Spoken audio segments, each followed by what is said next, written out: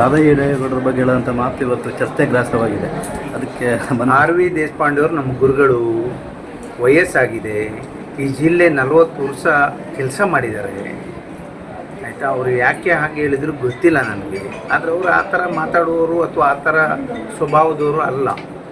ಹಾಗಾಗಿ ಏನೋ ನಾನು ಕೇಳಿದ್ದೆ, ಏನೋ ವ್ಯತ್ಯಾಸ ಇದೆ. ನಾನು ಸರಿ ಅವ್ರು ಮಾತಾಡಿದ್ದು ಅಂದೇಳಿ ಹೇಳೋದಿಲ್ಲ, ಆದರೆ ಅವರು ಆ ರೀತಿ ಮಾಡುವವರಲ್ಲ. ಅವರೊಬ್ಬರು ಒಳ್ಳೆ ನಮ್ಮ ಜಿಲ್ಲೆಯಲ್ಲೇ ಒಳ್ಳೆ ಏನು ಅಷ್ಟು ವರ್ಷ ನಮ್ಮ ಜಿಲ್ಲೆ ಆಳಿದವರು ಈ ಜಿಲ್ಲೆಯಲ್ಲಿ ಯಾರೂ ಇಲ್ಲ.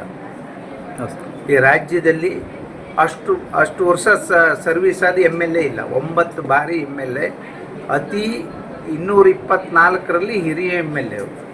9ನೇ ಸಲ, ಒಂದು ಸಲ ಸೋತಿದ್ದಾರೆ, 9ನೇ ಸಲ. ಎಲ್ಲರೂ ಎಂಟೆಯ ಅವ್ರದ್ದು 9. ಹಾಗಾಗಿ ಅದನ್ನು ದಯವಿಟ್ಟು ನಿಮ್ಮಲ್ಲೆಲ್ಲ ಕ್ಷಮೆ ಕೇಳ್ತೀನಿ.